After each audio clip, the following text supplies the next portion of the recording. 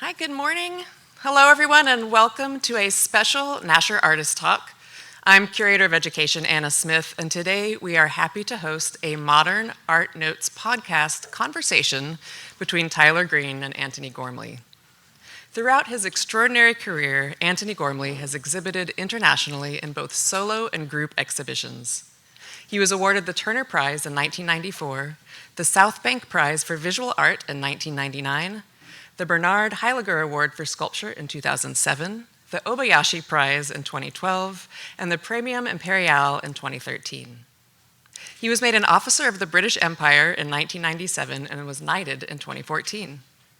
He is an Honorary Fellow of the Royal Institute of British Architects, an Honorary Doctor of the University of Cambridge, and a Fellow of the Trinity and Jesus Colleges, Cambridge.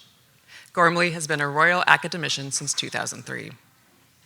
Survey Antony Gormley is organized by the Nasher Sculpture Center and made possible by presenting support from White Cube. Leading support is provided by the Jean-Baptiste Tad Andu III Fund of the Dallas Foundation. Support is provided by Mark Jambrone, Wovo Art Fashion Wine, the Dallas Art Fair Foundation, and Thornton Tomasetti. Additional support is provided by Rusty and Bill Duvall and the Benny Keith Foundation. In conversation with Gormley is Tyler Green, a historian and award-winning critic. Since 2011, he has produced and hosted the Modern Art Notes podcast, the foremost American audio program featuring artists, curators, and historians. The show has aired over 700 episodes and was named by the BBC as one of the world's top 25 cultural podcasts. Green is also the author of Carlton Watkins' Making the West American and Emerson's Nature and Artists. Please take a moment to silence your phones and join me in welcoming Antony Gormley and Tyler Green.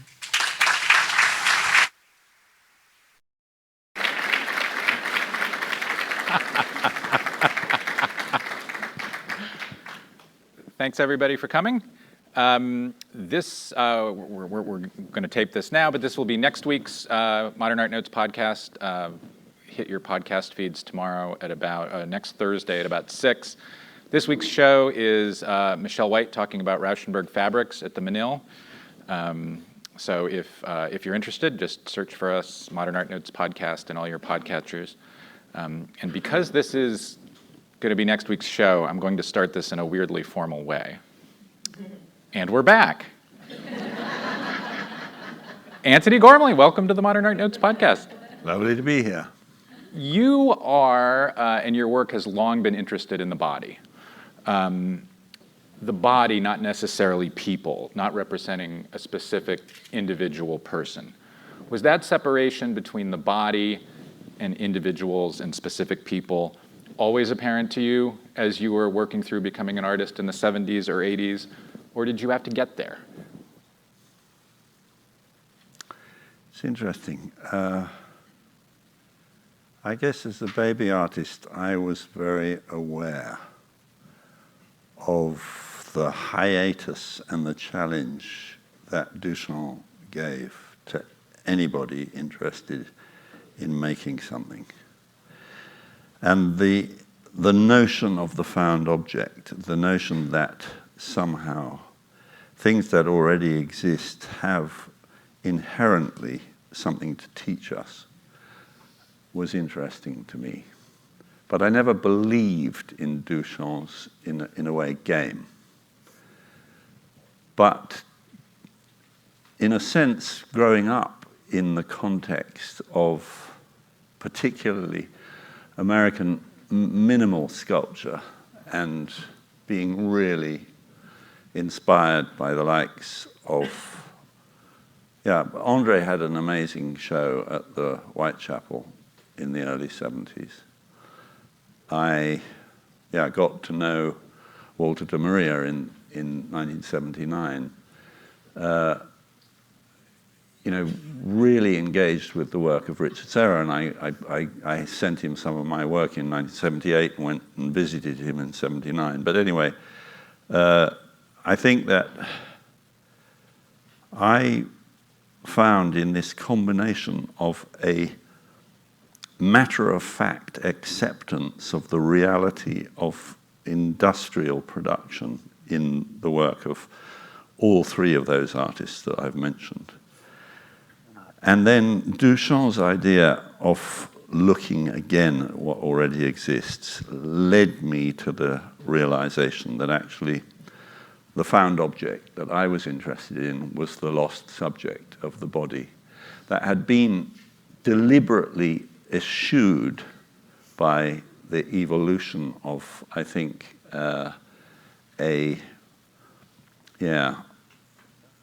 industrial ethic of what we, as it were, exist in and reliant upon has to be somehow accepted as the ground brace. So those amazing André squared steel, lead, copper, zinc, 1 foot square plate carpets that you were invited to walk on, that in a sense did a Brancusi job in terms of reintegrating the plinth into the meaning of the work, but invited us to stand on the plates and as a result become the subject of the work. Yeah, that was a pretty important lesson for me. And I guess, I had started in a very, I think, analytical way in thinking, how can I engage with material itself, but allow, as it were, the intrinsic qualities of the material to become the subject of the work. And I had been working, before I was aware of Pannoni's work, with very large tree trunks and discovering the tree inside the tree, as it were, the tree that could be discovered through peeling back the layers of its own history, on the one hand, and then isolating, given often industrially. I mean, I made a work called Fruits of the Earth, which was a machete, a bottle of wine, and a loaded, my father's loaded .45 Colt revolver from the First World War, which I just covered in some successive layers of lead, obviously removing it from use, removing it from visual apprehension, but in the process of doing that, I think there were about 45 layers of lead on the gun. I left the end of the muzzle open, but you ended up with this thing that looked like an organic object, but held within it a very toxic, industrially made object. Anyway, that thing of revelation or insulation was at the core of my work, and I started applying that to the body. And I was thinking, well, what does the body contain? Well, what is the body contained by? And I started using my clothes, and I made a work called Room that was simply my clothes cut into a continuous ribbon and left in the same relation to each other as they are on the body, but expanded to a room-shaped enclosure. And not long after that, I was thinking, what does the body contain? And I started using food. I started using bread, and made a work called Bed, which was 600 loaves of Mother's Pride, increasingly. An intriguing title for the most industrially produced bread available in Britain. And I ate my own volume out of that. Over about 3 months. I won't eat it. I won't eat bread again. But anyway, and it turned out to look like a bed, and I called it Bed, and it had the two negative imprints of my body separated into two halves. Anyway, between what you eat and what you wear, you are, as it were, and it became inevitable that I would have to use my own body, my own existence, as a kind of subject, as a tool, but also as a material. Use my own existence, I say, rather than body, perhaps, because the actual form of the body is less important. Can I use my own existence to question existence, to examine existence? And that was the result of that was the first works made in lead, of which, Patsy and Ray bought the third, maybe it's the third, the third really important 3-part lead work, which is upstairs in the exhibition. Has that answered your question? Yeah, and I'm glad you brought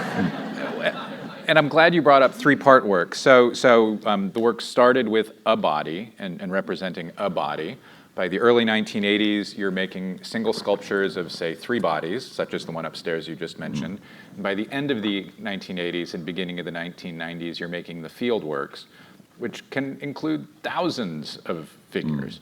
What is, or was, maybe still is, the difference for you making works representing an individual body and then works that have more and more figures, whether it's the thousands in the field or like the work you just did with Tado Ando in Korea with maybe half a dozen figures?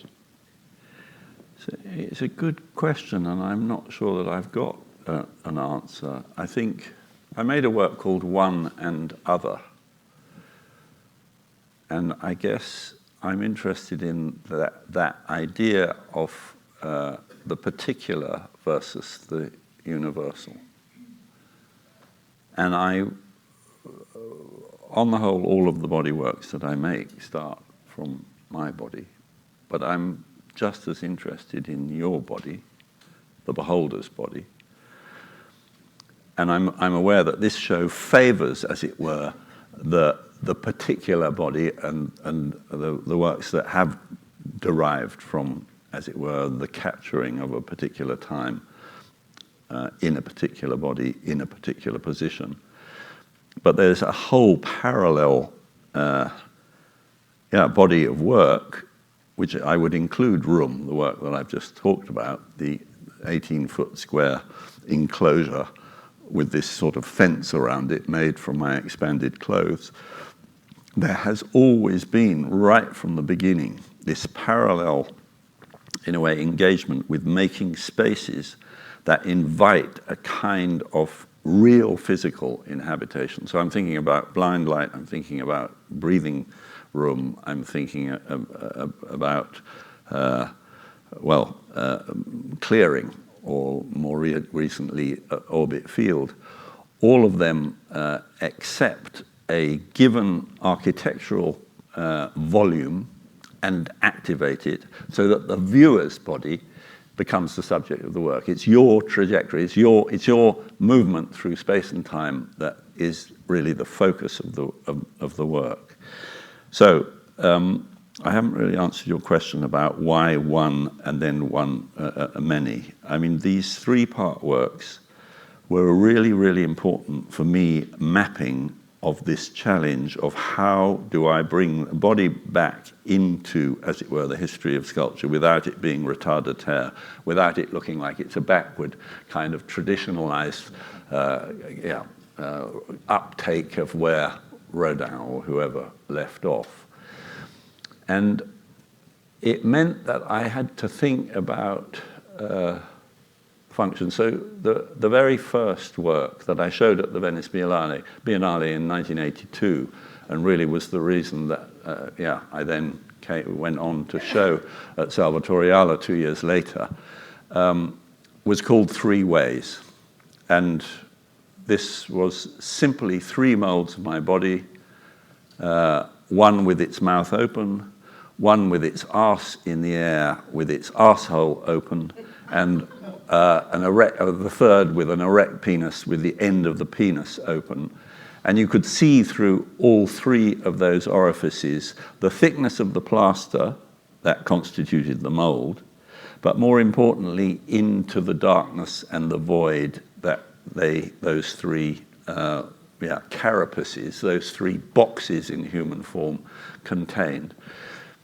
And this was important to me in a way to lose that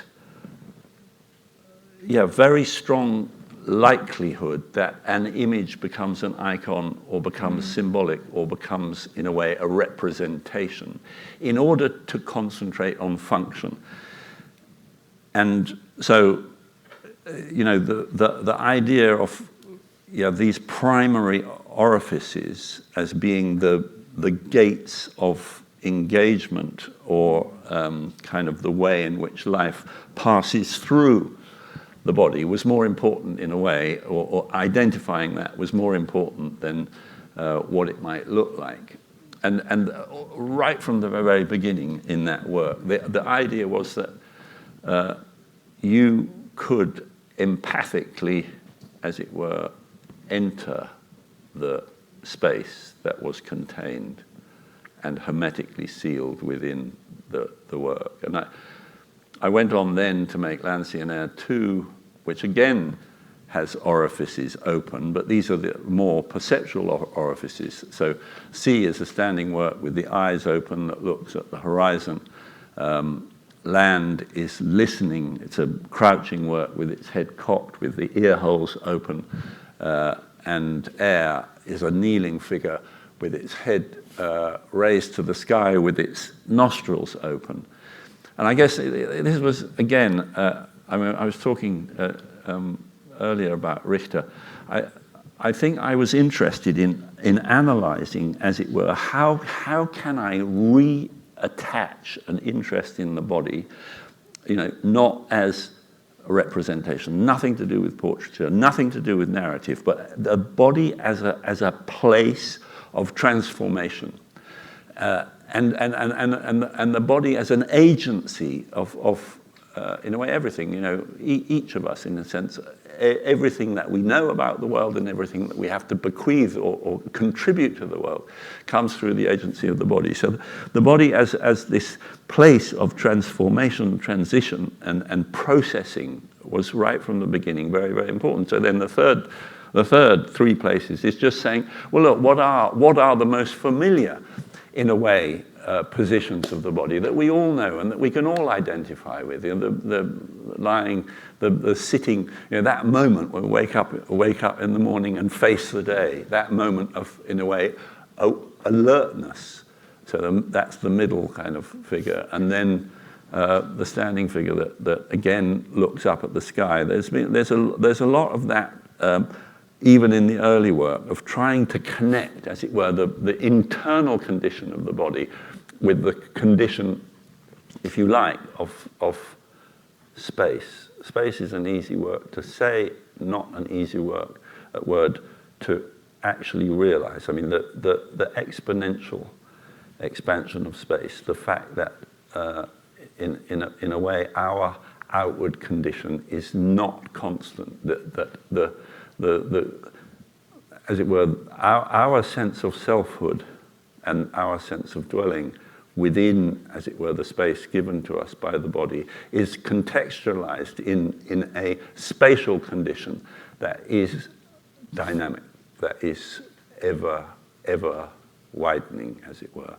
And so a lot of the early work, and this was entirely intuitive, it sort of recognizes that with the tip of the head, that in some way addresses the spatial condition of the internal condition of embodied space.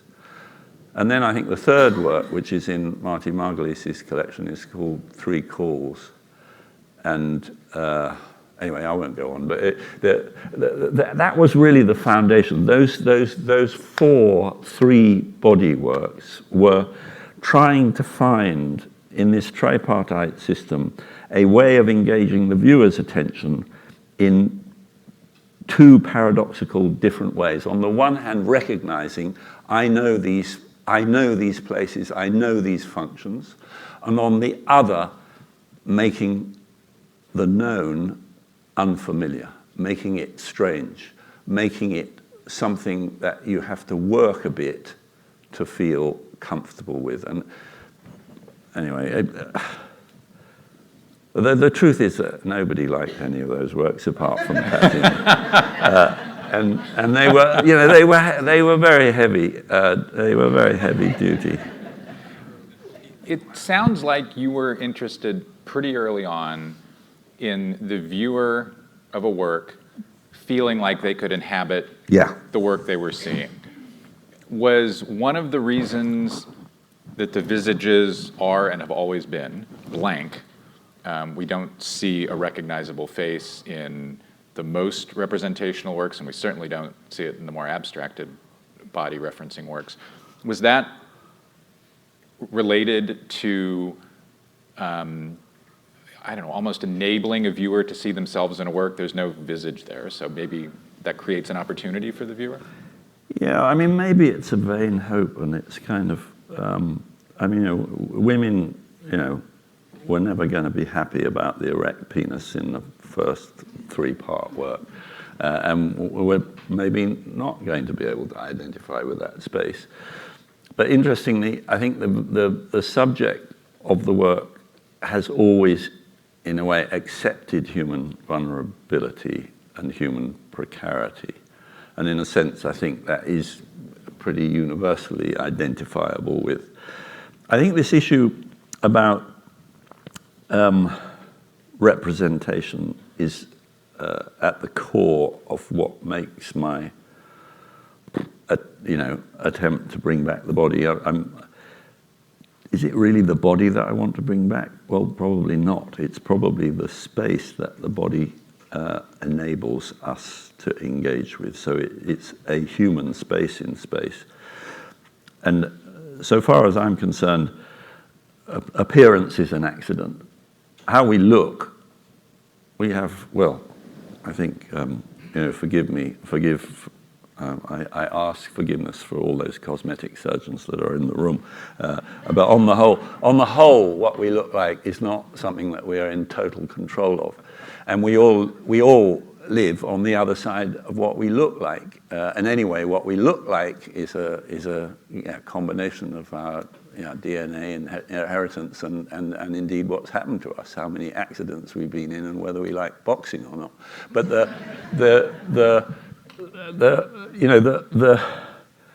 thing that I'm always trying to get at is, what does it feel like to stand? And that doesn't mean to stand to attention. It doesn't mean to stand in order to be counted. It doesn't mean to stand in order to, in a way, do your duty. Is what does it feel like to stand? And you might say, well, that's a very stupid question because, on the whole, those are usually waiting for a bus is not a career. And yet it is those moments of when you're taken out of the duties and in a sense causal relationships that determine so much of our lives and actually limit our freedoms. I mean, this is anyway, sorry, I'll get on high horse in a minute. What was your question? No, I was asking if not presenting a visage was semi-intentional. No, it's just very, very important that we don't mistake what I'm making for anything like a statue. Yeah. Even though, on one hand, it's a stiff body that doesn't move.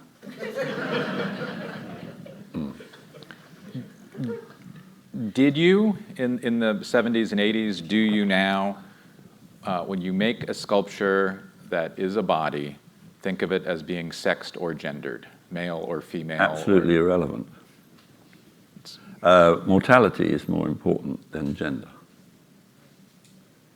And then, furthermore, then attitude is more important than gesture. And anyway, there's no narrative. Oh, the only narrative, in other words, the only story that I am interested in is the story made by the viewer.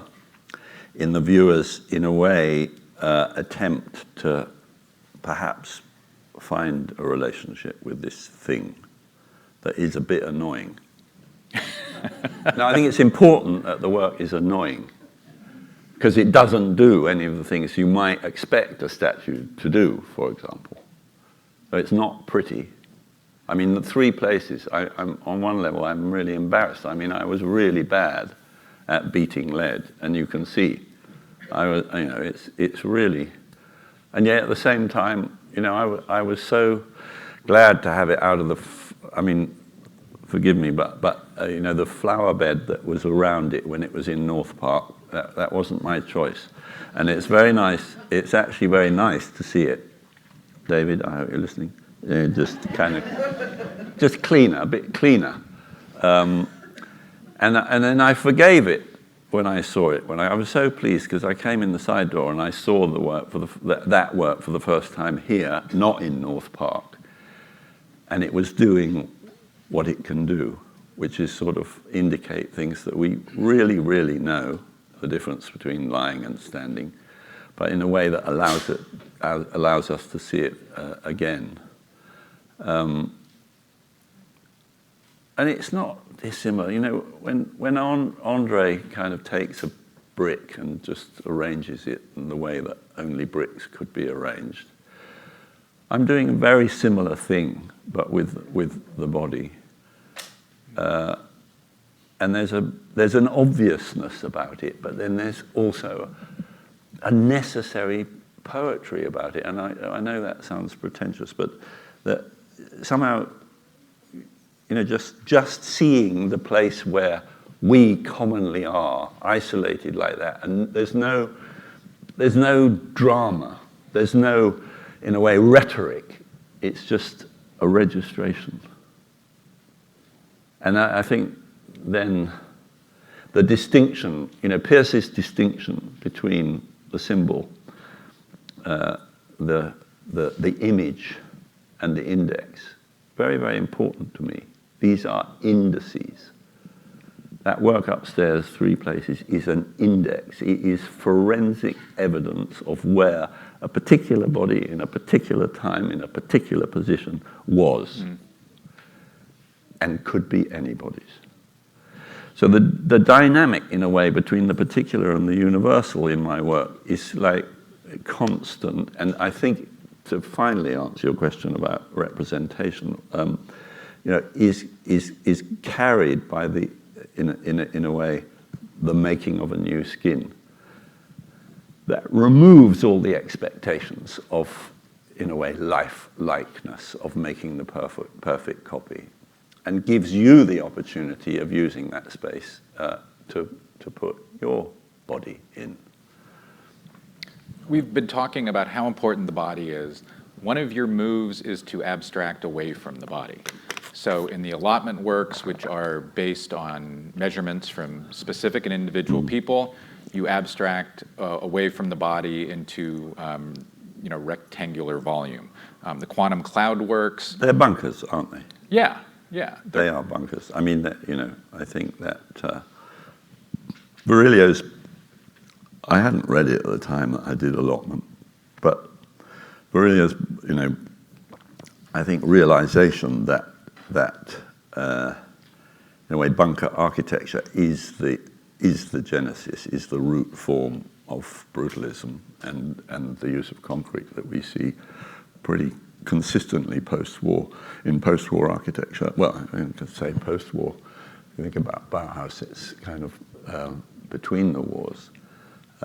Sorry, I've interrupted you. Where were we going? Allotments abstract away from the body. Yeah. Quantum cloud, when the viewer stands in front of a quantum cloud work, such as the one upstairs, it takes a second and a half or less for us to find a body within the abstracted forms. Open hold on the floor upstairs the same way.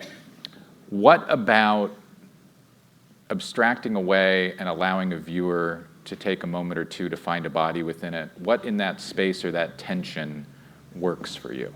Why is that a useful way to refer to the body without presenting a body that's more specific? So Newman wanted to allow the space between the surface of the canvas and the eye of the viewer to become, in a way, a sensing ground. And that this was an opportunity for us to sense ourselves in the condition offered by the field of the work.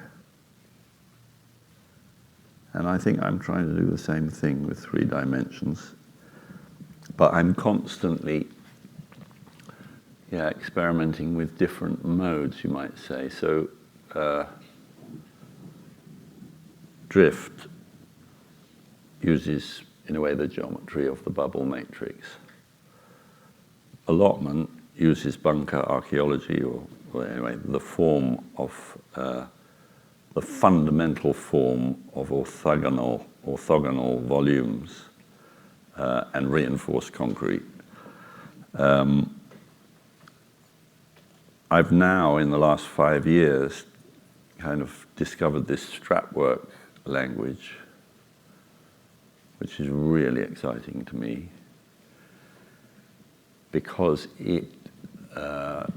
of these are loops, continuous loops, either 1 or 2, that, as it were, map in their journey both the volume of the body, but then also kind of reach out to its context. And we don't have any slides of this, but I've just come here from Korea, where I made a show called Inextricable that very deliberately kind of challenges the relationship between the first body, the dwelling of the body, and the second body, the dwelling of the rooms and architectures that we inhabit, and kind of tries to engage with them, with both bodies in equal terms. And the strapworks in the Ropac side of the Inextricable show are engaged with the walls and the floor and extend, in one case, nearly 20 feet.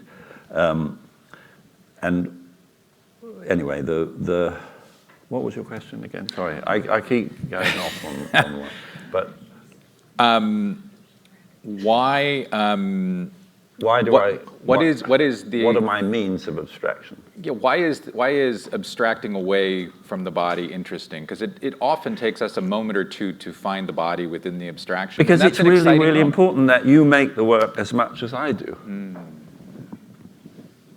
But no, I was going on about the straps of this new kind of language that because of their amoebus loop, confuse inside and outside, but also acknowledge, in a way, the whole story about containment and openness in architecture. I'm fascinated by architecture. I always have been. Since I was a boy, I always struggled with claustrophobia. I, at school, decided that I had to join the caving society in order to kind of overcome this. Squeezing through damp holes of wet rock. But that then went on to then a recognition, growing up in a kind of relatively prosperous English kind of public school kind of way. All our schools were either Tudor or mock Gothic. We were invited to look at the Gothic cathedrals as the architecture of our culture, and to learn about Gropius and see the works, whether it's Ronchamp or the Pilotti works of Corbusier. Come here, much later, and see the Kimball and see what Louis Kahn was able to do. This was such a liberation for me that actually architecture could be an extension, could be about being, could be about well-being, nothing to do. In spite, we have to forgive Corbusier, in a way, form following function, because I think that that became, in a way, a rubric in the hands of value engineers to do a cost-benefit analysis and reduce architecture to its absolute functional minimum. But actually, for me, the thing about modernism in architecture was that it was able, and this building is such a wonderful example of it, to extend your sense of being and well-being, link you to the condition of light, and in a way that the invitation of space. And I think that for me, I've tried in different ways to I think, use and dialogue with architecture in as directly a way as possible. And I think allotment was probably the most obvious first thing. But then somewhere along the line, in the transition between making molds of my body as the kind of forensic evidence and going into a digital scanning, this whole thing of part-whole relations that I've always been interested in anyway, as sort of general. You could say, those distinctions between the carved, the constructed, and the model that used to be, as it were, the syntax of sculptural possibility, in my view, they become morphed one into the other. So when I started doing the digital scanning, I realized it was possible to to physicalize the pixel. If the pixel has become, in a way, the primary carrier of the hermeneutics of our time, if we live in a cyber age where most of our now, as it were, information transfer comes through the pixel in a variety of forms, I think we need to materialize that in some senses. And the early works were literally like taking a canon of 6 block sizes and using them to, and we made them inside molds. We started making the space of the body inside molds out of aggregations of blocks that we would weld together. I mean, this was a manic operation, but we did. And then slowly over time, those blocks became bigger and bigger until they became architectural themselves. So this, you call it a drive towards abstraction. I'm not sure that I accept, in a way. There's a lot of collapsing of dialectics that I'm interested in, and I'm not sure that I accept the raw kind of dialectic between abstract and figurative. And for me, it's not about abstracting the body. It's about trying to think about the space of the body using different, as it were, structural principles that then allow us to see the body anew. And it's not about abstraction per se. I think that abstraction itself was another mythology, because in the end we are always engaged bodily, whether we're looking at a field that represents the body or not. And it's just all too easy. I always go back, when I'm in this kind of state, I always want to go back to the caves, go back to the first works that our species made, that use art to try to locate us within a field of creatureliness. And they had no problems with abstraction and figuration, and did both so with such precision. Anyway, for the folks in the room, I think a lot of the ideas you just referenced are within the drawings and the notebooks in the gallery downstairs here. When you talk about the caves, I think of the mini drawings of the body enclosed in rectangular spaces. I think of however you're mark making on paper, not wherever, but almost wherever you're mark making on paper, you bring those marks. You bring a body into those marks, and that's really interesting.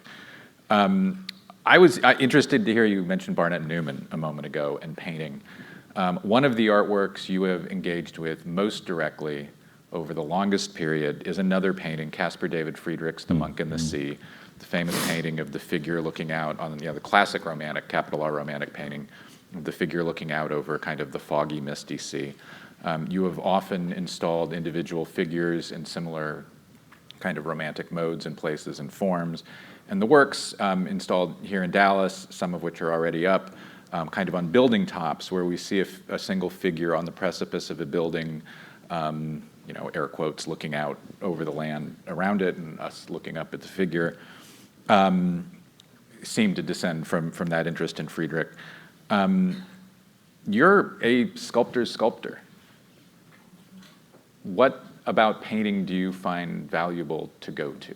What do you find there that you find generative? I think, I'm pretty, like a lot of people, you go to painting to find space, I think. And, the recent Rothko show in Paris was absolutely extraordinary. I've always loved the work of Bryce Marden, for instance.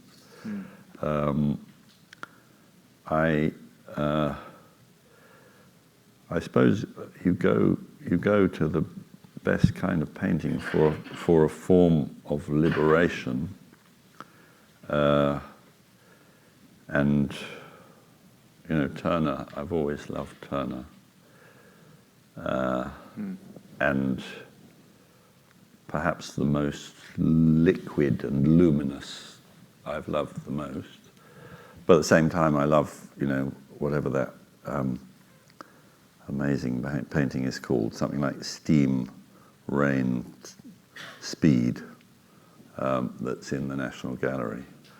He's not afraid of, as it were, on the one hand, having this romantic sublime, and on the other, facing the reality of the Industrial Revolution and the changes of our perception of space and time as a result of mechanical machines. I'm just trying to think now of like recent painting that has moved me. Your description of that Turner reminds me of Angel of the North. The work. Yeah, the Angel. I mean, the Angel of the North, in many senses, is trying to do the same thing. Yeah. 1911. Kandinsky writes über das Geistige in der Kunst. The Wright brothers do the Flight of the Kittiwake. This is the moment. In a sense, it's another hinge moment in terms of our, I suppose, collective kind of evolution. And for me, The Angel of the North is a meditation on our relationship to technology. And I think, as we proceed deeper into the dematerialization of the cyber age and everything that the virtual world seems to offer us, this meditation is quite important in my view.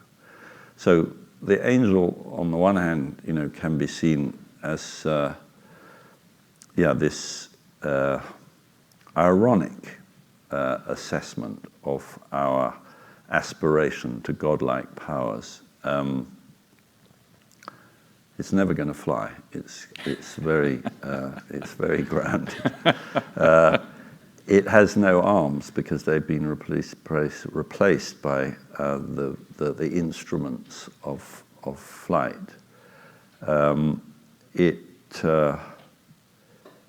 Is it crucified? Is it crucified by this ability as much as it is an emblem of its enablement?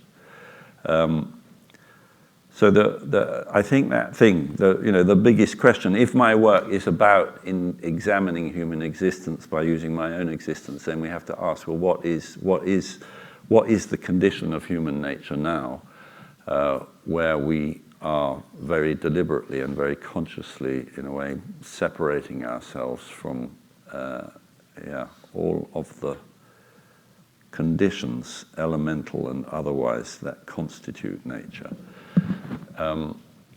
And This, for me, is why sculpture is so vital, so important, and why I value it higher than painting, because painting seems to be a promise. But sculpture is about facing the truth. And I think the reinforcement of first-hand physical experience, one-to-one, a thing in a world of things that you have to somehow deal with, when everything else, is coming to us via screens. I mean, it's really, really important. It may be the most atavistic form of art that there is, but at the same time, it is the most urgently needed. And anyway, I mean, in terms of this, what we were talking about with Turner and rain, steam, speed, part of my examination of, as it were, our condition now has to accept that Ray Kurzweil aside, the degree that we have accepted, these so-called tools, these things that have completely altered our neurological anatomy, completely changed childhood for our children, completely allowed us to mistake information for experience. And it's the biggest social experiment that has no monitoring by anybody and is fundamentally changing the nature of our lives and everything in them, from our intimate connections to our work. The potential of sculpture to bring us back to first-hand experience, the relationship between the palpable, the perceivable, and the imaginable, which I think is, that is the root, the racination of an examined life. It has to start with, as it were, that you can touch, the evidence of the palpable. It can then be reinforced by, as it were, what you can see, but appearance can be misleading. And the degree to which the imaginable, why does that sound weird? Have you got an echo coming, or is it just me? Okay. The imaginable is also, in a way, what can be reflected upon. And I think what can be reflected upon has to be in the relationship between the palpable and the perceivable. And I think that sculpture is preeminent in reinforcing, as it were, the rootedness of experience in a time where we are all, in a way, wowed by the illusions that the virtual are capable of entrancing us with. Angel of the North is forever what you will be best known for in your home. So I wanted to ask about that. I mean, I think within the experience of the United States, there's like the Statue of Liberty, everybody knows. Is there a different, what is available to you if you're working in Canada or New Zealand or Korea or Japan or here? What is available to you in terms of making or showing work here that is maybe unavailable to you in England, where you're so well known for one work? Well, I'm hoping that the Angel of the North, the Angel of the North was literally an experiment. Can we do a totem for our own time? Can we use a pre-modern idea about an object within collective space that becomes a magnet for hope and fear, that in a way re-instantiates the tribe? I mean, the Angel was made at a time of mass unemployment in the Northeast. We'd lost the shipbuilding, we'd lost the coal mining. And it was a question, can I make a work with the people of the Northeast that will be in the Northeast and be, in some senses, a focus for hope for a community that had lost all hope, had been told in a Milton Friedman world, you have no future whatsoever, you simply cannot compete. And to take those skills that had grown up over 300 years, the ability of a shipwright to build, to be able to do a compound curve in order to make the bow bulge of a large liner, that takes unbelievable skill. And he's so beautiful. If you haven't seen it, I really go to Korea and watch them do it, where, with a combination of a oxyacetylene torch and an ice-cold spurt of water, you expand and contract metal so that it begins to curve of its own volition. I mean, amazing, amazing skill. And the Angel of the North was using the language of shipbuilding, using the relationship between the skin of the hull and the ribs that give it strength, by inverting it and putting it on the outside. But anyway, I look for those relationships. So I've just come from Uzbekistan, from the first Bukhara Biennale, where I was working with Shurat and Fatullah and Temur, all of whom had spent their working lives working with Adobe. I asked them, where do you get the clay? They said, that's a stupid question, it's just the ground. They mix the ground with straw. Equal volume of ground and straw. They mix it with their feet, adding water, for 3 days. And on the third day, they say they can smell when the straw has begun to ferment, and then they know that it will bind. Anyway, I made a work there of 104 double life-size I call them body buildings, because these are made out of the same 26 set of 26 slabs. Actually, no, I think we put some images, didn't we? We did. And that was so exciting. And I mean, really, what we're talking about now is how, in a way, our idea about the artist is, the unique, free individual, capable of deciding what they make and where they make it.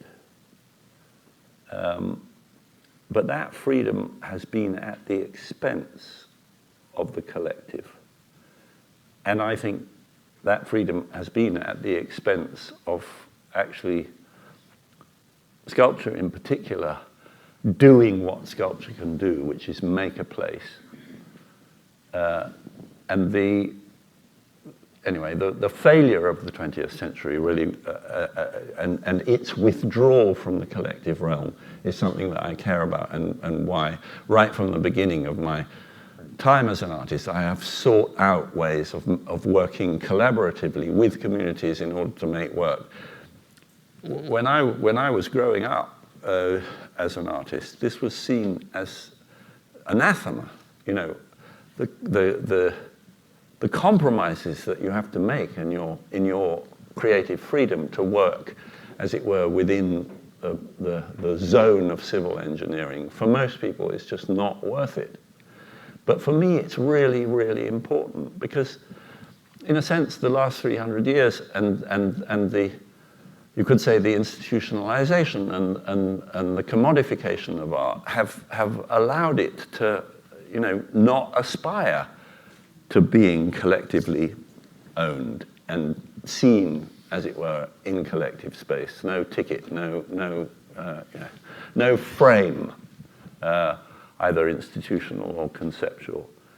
And I would say that for most sculpture, for even in Europe, I mean, if we think of the cathedrals, Or if you think of Florence, for example, the fact is that whether it's the Loggia di Nancy or just going around any street corner, you will find significant works of art made by significant artists and their studios just there as part of everyday life.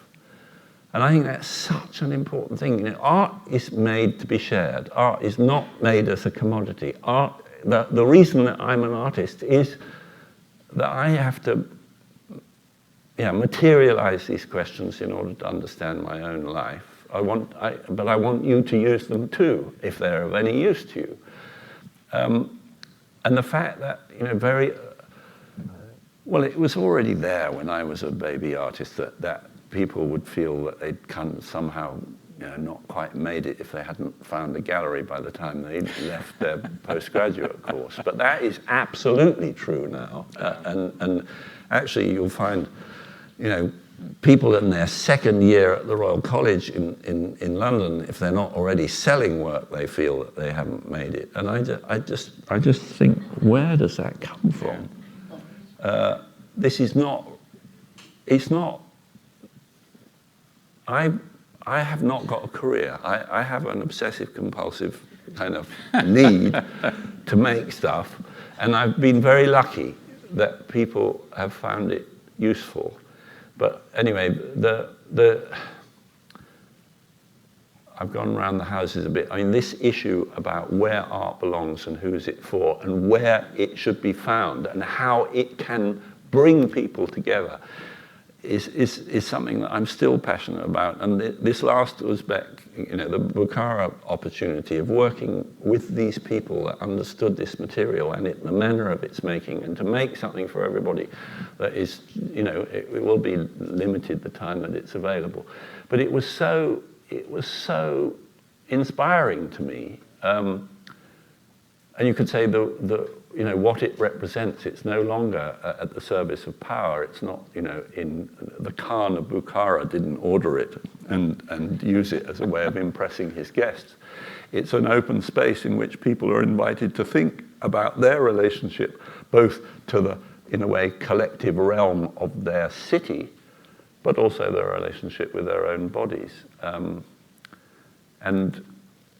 I say this a lot now. I've got maybe a quarter of my life or less to live, and I want to use it to make more of these works that are, as it were, situated, that work in and with communities, that ideally are made, in collaboration with those communities. So, the other really exciting thing, I've just done this collaboration with Ando that you've maybe seen one or two images of, but I'm making this very big work, which is exactly the same, made by Koreans in Korea, for Korea, which will be the biggest work that I've made. And the model for it is here, which is really strange because we're actually, I learned last night that we're putting in the fourth pile, 40 meters, 100 feet down to the bedrock on this beach on Big Eam Island. The model is here, but the actual thing is being made as I speak to you now. And this is, for me, this is another, I think it's another work in collective space which kind of talks to the cathedrals in a way. This is 110 meters, so whatever that is, in 400 feet long, 23 meters high, so 90 feet high, and 18 meters deep, so 70 meters deep, that you will be able to walk through at low tide. At high tide, the tide will flood it out, and if it's a quiet day, it will be reflected in its own reflection, or it will be floating on its own reflection.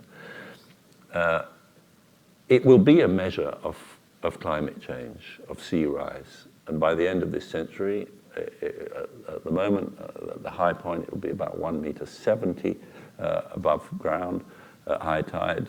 By the end of this century, it might be 3 meters or over 3 meters. It'll be colonized by bivalves, by seaweed, by barnacles. This is another work that is, in a sense, doing the same job as the angel, but in a very different way, asking about our future and our relationship with the greater than human world. And I think it's a work that actually unites, as it were, the two sides of my work, because it is a body, even though when you first come onto the beach, having come through a forest, you won't be able to see, as it were, the body, but you'll be able to wander through it and see, as it were, the elements framed by these very abstract space frames. But then having done that, you will be invited to go up onto the top of a small mountain that's nearby, and from about 700 meters away, you will see the body, and ideally you'll see a few little sketches of this in the sketchbooks over there. You'll see, as it were, this paranirvana. I think of it as a paranirvana, that moment where the Buddha, in a way, returns to sunyata, to the void. But in this context of, the rising and the parting of the tide, in the context of the diurnal rhythm, in the context of the changing seasons, this is not owned by anybody. This is just then a humanly made thing that sits in the elements, that is, I hope, a place of reflection.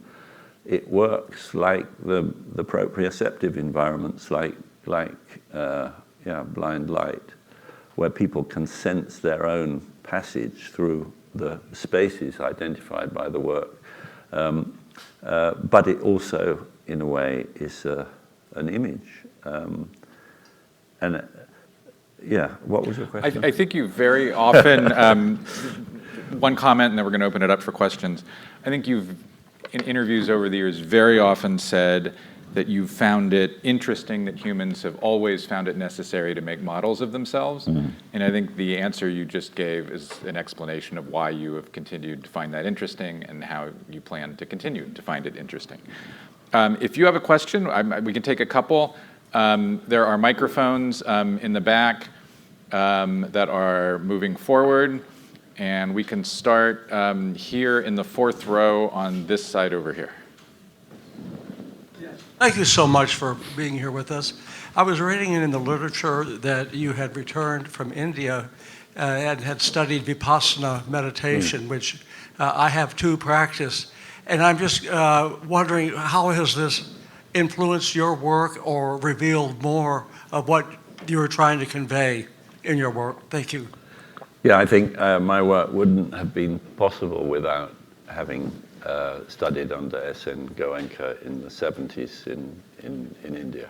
It was the 2 years that I spent in India were the most formative. I mean, it was having gone through a very, very formal Western education, you could say, to learn that just being in and with the body in silence. I don't know who taught you your Vipassana. I was following Satchidananda. Satchidananda. So I mean, anyway, the I'm familiar though with the name of the teacher that you had mentioned, though. The courses were very. I did 10 courses while I was in India. He was a peripatetic Burmese teacher. And you would have 3 days of anapana, mindfulness of breathing, followed by 7 days of vipassana or vedanapassana, awareness of sensation. And I think this was absolutely, for me, life-changing tool that has really been at the core of my work ever since. Others?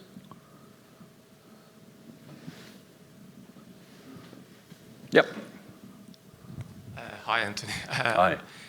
I always wondered, as opposed to the particular sculptures within the installations, how do you go about designing the certain compositions and the numbers that you choose for those works?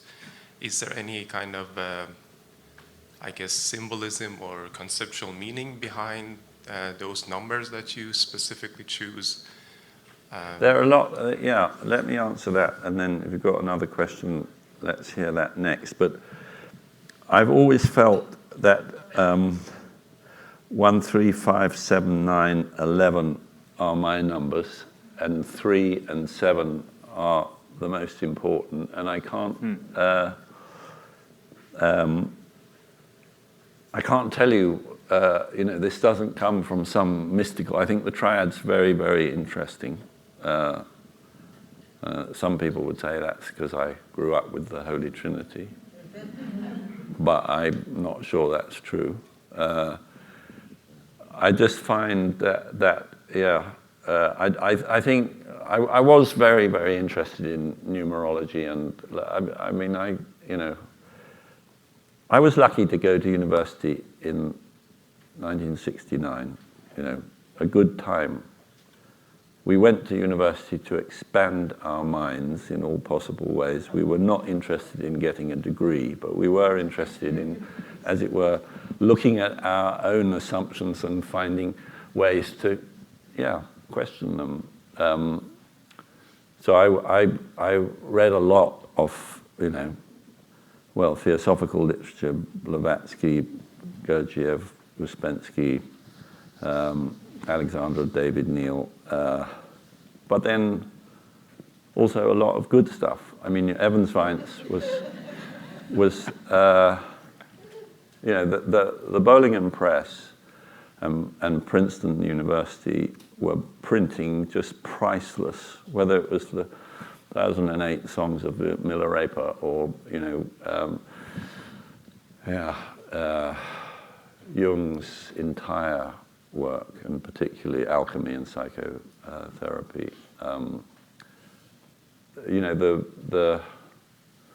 In there is so much about number theory. I was very, very interested in the Kabbalah for a long time, because that seemed a very, very interesting way, or in a way finding a syntax of number that related both to astronomy and, in a way, human future.